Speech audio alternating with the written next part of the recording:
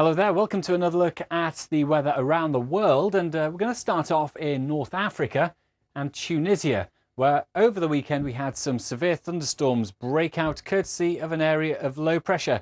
Those storms were widespread and brought huge falls of rain.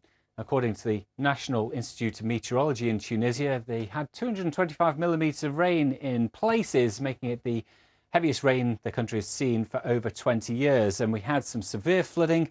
There have been reports of at least 4 fatalities in the floods that ensued, with wadis, which are dry river beds normally, just becoming inundated by that enormous fall of rain. Now, the weather's fairly quiet here at the moment, but over the next few days we're going to see low pressure move in against North Africa, and this time targeting some very heavy rains across the north of Libya, maybe the far northwest of Egypt. So we could see some severe storms later on this week. Meanwhile, out in the Pacific, we have this, which is Typhoon Charmy. Now, Charmy itself has rapidly developed over the last 24 hours and is going to continue to strengthen to become a top-rated violent typhoon. But running you through the forecast over the next few days, the problem with Charmy is it's just not moving, and that makes the track very, very difficult to predict. We might get landfall, though, towards Taiwan or the Ryukyu Islands in Japan towards the weekend.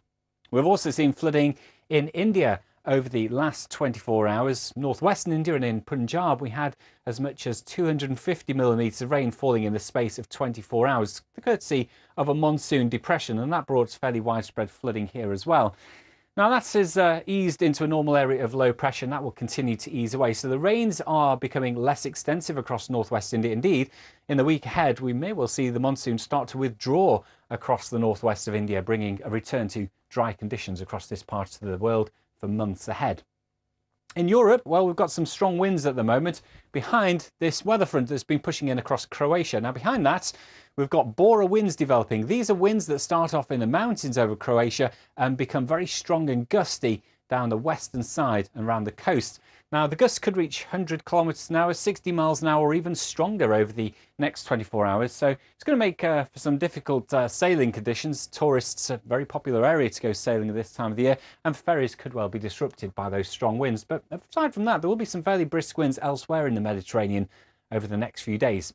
In contrast to that, for us, well, we've got high pressure with us, and that means the weather's going to stay fine, dry, settled and sunny for most of us as we go through Tuesday. There will be some pockets of frost to start the day in the countryside, but in the north and west we've got some rain on the way, and gales, and maybe even severe gales in western Scotland. That's your weather.